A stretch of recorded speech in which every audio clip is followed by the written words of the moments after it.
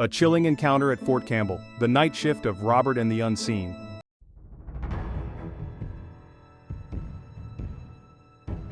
In a tale that blurs the lines between reality and myth, Robert, a former U.S. Army specialist, recounts a terrifying experience during his service at Fort Campbell, a military base spanning the Kentucky-Tennessee border. What began as a routine night patrol shifted into a surreal encounter with a creature that defied explanation, leaving Robert and his partner, Wireman, with questions that still haunt them decades later. This video explores the details of that fateful night, the psychological aftermath, and the broader context of military life that frames this chilling story.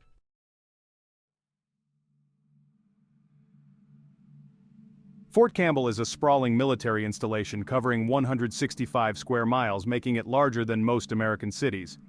Unlike urban environments, much of Fort Campbell consists of dense forests, wilderness, and scattered military installations, making it a place of solitude and, at times, eerie silence. Robert describes his time at Fort Campbell as initially enjoyable. He grew up nearby and felt at home in the woods, away from city lights. The vastness of the base, combined with its undeveloped terrain, created an atmosphere ripe for unexplained phenomena. The base has a rich history, not just in military terms, but also in local folklore. The surrounding area is known for strange occurrences, and Fort Campbell itself has its share of ghost stories and mysterious sightings. This backdrop sets the stage for the events that unfolded during Robert's night shift. To the Kentucky-Tennessee region, the screams were soon followed by an even more terrifying sight. As they tried to maneuver their truck closer, the creature stood up from behind a car. It was tall, much taller than any human, its head towering above the roof of the vehicles. It then lunged toward them, moving with an unnatural speed for its size. Panic set in as both men scrambled back into the truck, speeding away down the dirt road that ran parallel to the fence. But the creature was not finished.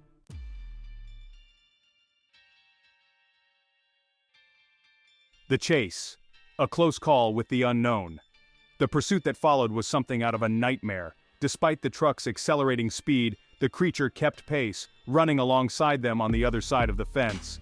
Robert could see it clearly now, a hulking figure covered in dark, short hair with a face that was both familiar and alien. Its eyes, reflecting a glint from Robert's flashlight, seemed to bore into him, conveying an almost human-like anger or determination. Wireman, in a frantic effort to escape, turned sharply onto the main road, pushing the truck to its limits. It was only then, after several moments of tense acceleration, that they began to pull away from the creature. Looking back, Robert saw the beast make an incredible leap, scaling the 12-foot fence with ease. It landed awkwardly on the other side, giving them just enough time to disappear down the road and out of sight.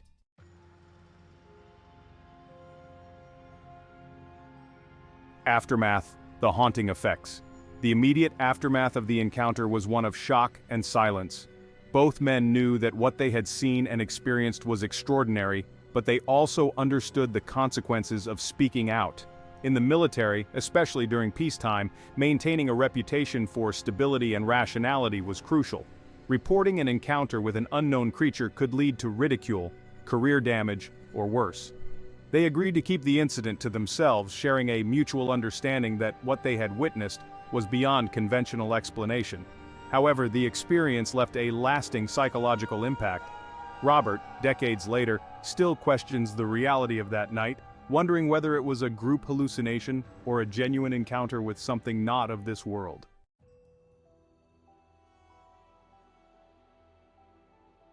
The broader context, military life, and the unknown.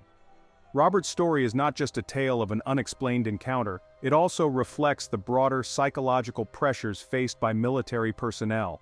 Soldiers are trained to deal with the tangible threats of war, but what happens when they face the intangible, the inexplicable? Fort Campbell, with its vast empty spaces and dark woods, becomes a metaphor for the unknown challenges that soldiers may face. Challenges that are not always about enemy combatants or dangerous missions, but about understanding the very nature of reality and their place within it. The story also touches on the eerie history of the area, referencing other strange occurrences and local legends, suggesting that Robert's encounter may not have been an isolated incident. The proximity to the Cumberland Plateau and its own history of violence and strange sightings adds to the mystique, leaving open the possibility that Fort Campbell sits at a crossroads between the known and the unknown.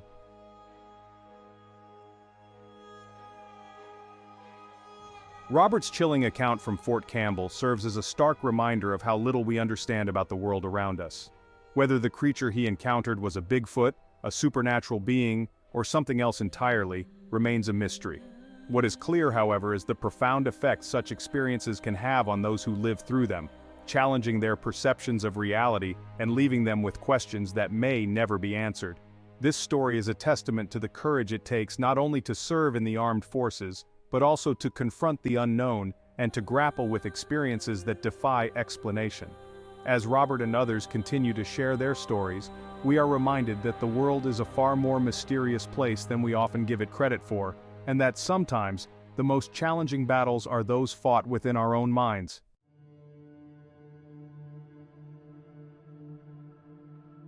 A tow truck driver's encounter with Bigfoot in the 1980s.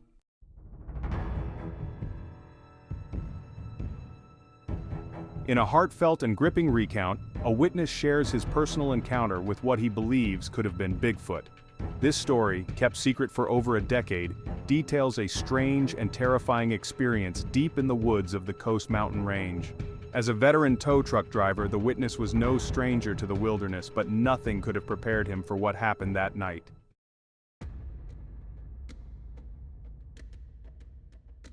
Approximately 12 to 14 years ago, while working for a tow company in a small town near the coast, the witness experienced something inexplicable. During a typical day on the job, he was tasked with recovering a stolen vehicle that had been driven off a cliff into a densely wooded canyon. The car was located 20 to 25 miles from town, in a remote part of the Coast Mountain Range, an area known for its thick forests and challenging terrain. After spending 6 to 8 hours hauling the vehicle up the canyon, it was getting close to dark. The team packed up their equipment and headed back to their base, only to realize that they had left an expensive chain behind at the recovery site. Given the value of the chain, the witness decided to return after work to retrieve it. He brought along his wife and grandson Jacob for the short trip back to the recovery site.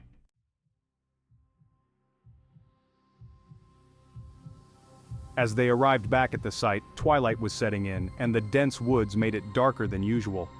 The witness left his wife and grandson in the vehicle and ventured into the woods alone.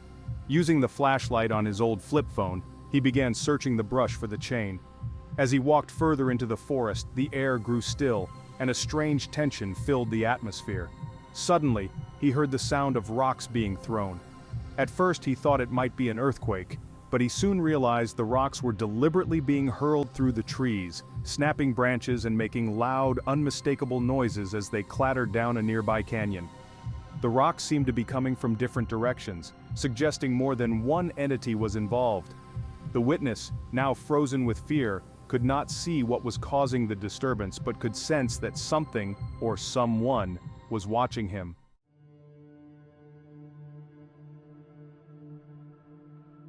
A mysterious sound, unfamiliar screams. As he stood there trying to make sense of what was happening, a chilling noise broke the silence. It was a loud, horrific scream, something he had never heard before. The sound was so intense that it made the hair on the back of his neck stand up. It felt like the scream was directed at him, a clear message telling him to leave the area immediately. The witness, familiar with the sounds of the forest from years of outdoor work, could not identify the source of the noise. It wasn't the sound of any animal he knew. As he listened, more rocks were thrown, and the strange screaming continued, each one echoing through the trees, intensifying the sense of dread.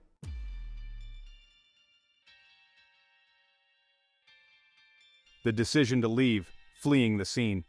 Realizing that staying any longer could be dangerous, the witness decided to leave. He turned and quickly made his way back to his vehicle, where his wife and grandson were waiting. As he walked away, the screaming and rock-throwing continued, almost as if the entities were trying to drive him out of the area. He reached the car and explained to his family what had happened, though they remained skeptical and unsure of what to make of the experience.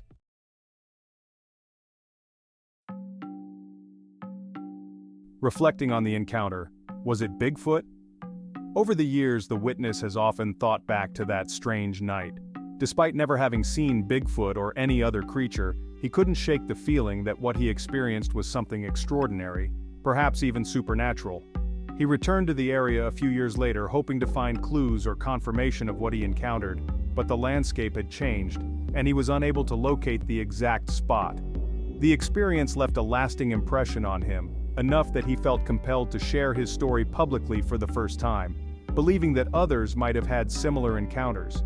He ended his story by encouraging others to be careful and to share their own experiences if they have had any, opening a dialogue about the mysterious and unexplained.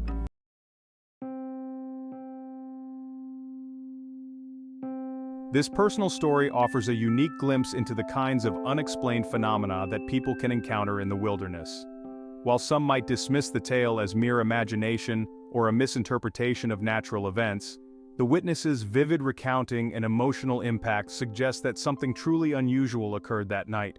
Whether it was Bigfoot, a supernatural force, or something else entirely remains a mystery. But one thing is certain, the experience is a powerful reminder of how much we still don't know about the world around us.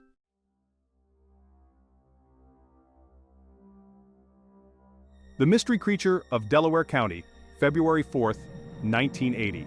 The story "Fabled Creature May Be Alive and Well in Iowa" was written by John Barber, who was the state editor at the time. The events described in the story, including the sightings and reports, took place in January and February of 1980. In the remote, snow-covered woodlands of Delaware County, Iowa, whispers of a mysterious creature have been circulating. While the snow has barely settled in the fields, the stories echo tales told across distant lands. In the Himalayas, they call him the Yeti. In the high peaks of the Andes, he is known as Mano Grande, and in the Pacific Northwest he goes by the name Bigfoot or Sasquatch. Here, in the heart of Iowa, his identity remains a puzzle, but the signs of his presence are unmistakable. It all began on a cold Sunday, January 13th, when Tim Bushaw and his friend, who wished to remain anonymous, were driving along a country road near Edgewood. They spotted a large hairy creature climbing over a 7-foot-high gate and almost stepping onto the road near the old abandoned August Millenkamp farm. The creature was massive, around 8 feet tall, weighing between 350 and 400 pounds, with dark, shaggy hair cascading from a topknot down to its shoulders. Both men were stunned. The creature, described as having a huge chest and long, powerful arms, came within 6 feet of their car.